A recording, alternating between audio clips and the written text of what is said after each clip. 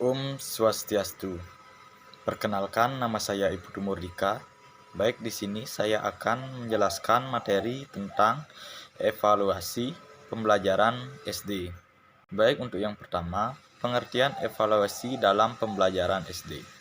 Dalam arti luas, evaluasi adalah suatu proses merencanakan, memperoleh, dan menyediakan informasi yang sangat diperlukan untuk membuat alternatif keputusan.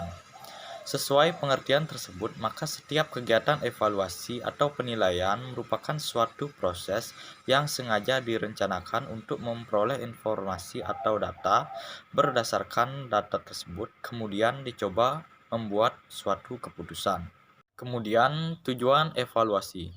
Secara umum, evaluasi bertujuan untuk melihat sejauh mana suatu program atau suatu kegiatan tertentu dapat mencapai tujuan yang telah ditentukan. Secara spesifik, evaluasi memiliki banyak tujuan dan manfaat. Menurut Disi dan Wak, terdapat beberapa alasan mengapa evaluasi harus dilakukan. Yang pertama, untuk menguatkan kegiatan belajar. Kedua, menguji pemahaman dan kemampuan peserta didik. Memastikan pengetahuan prasyarat yang sesuai. Kemudian, mendukung terlaksananya kegiatan pembelajaran. Memotivasi peserta didik, memberi umpan balik bagi peserta didik, memberi umpan balik bagi guru, memelihara standar mutu, mencapai kemajuan proses dan hasil belajar, memprediksi kinerja pembelajaran selanjutnya, dan yang terakhir menilai kualitas belajar. Selanjutnya, fungsi evaluasi pembelajaran SD.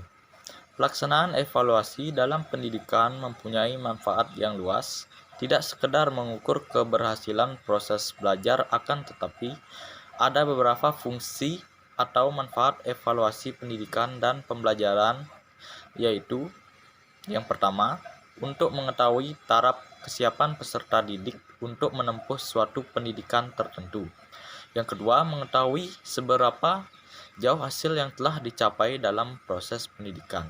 Yang ketiga, mengetahui apakah suatu mata pelajaran yang kita ajarkan dapat dilanjutkan dengan bahan yang baru atau harus mengulang pelajaran-pelajaran yang telah lampau.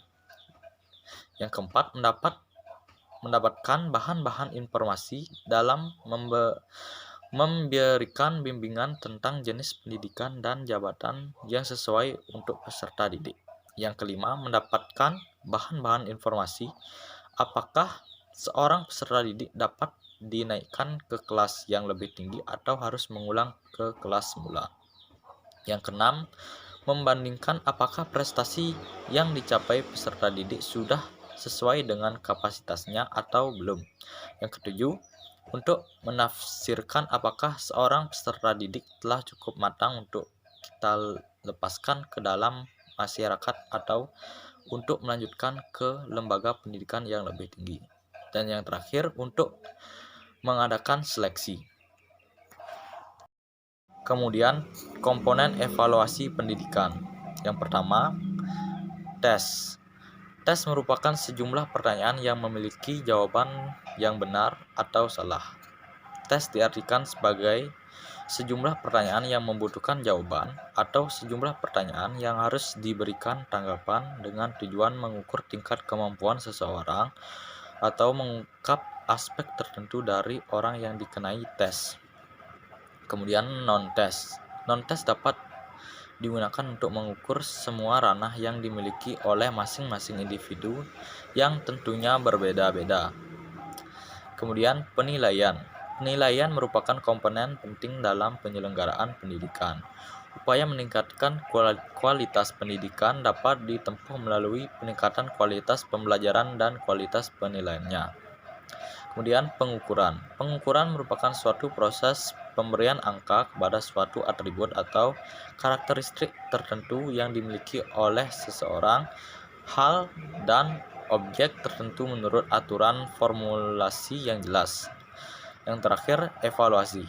Dalam mendefinisikan evaluasi, para ahli memiliki sudut pandang yang berbeda sesuai dengan keahlian masing-masing. Namun inti dari semua definisi menuju ke satu titik, yaitu proses penetapan keputusan tentang suatu objek yang dievaluasi. Kemudian yang terakhir, keterkaitan komponen evaluasi pendidikan. Keterkaitan komponen evaluasi pendidikan ini sangat berkaitan satu sama lain, yaitu yang pertama dengan tes yang berupa pertanyaan memiliki jawaban benar atau salah. Kemudian non-tes dapat dilihat dari mengukur semua ranah yang dimiliki masing-masing individu yang pastinya berbeda-beda. Kemudian penilaian, kita dapat menilai kemampuan dari masing-masing individu. Dan pengukuran, dalam pengukuran merupakan proses pemberian angka menurut aturan dan formulasi yang jelas.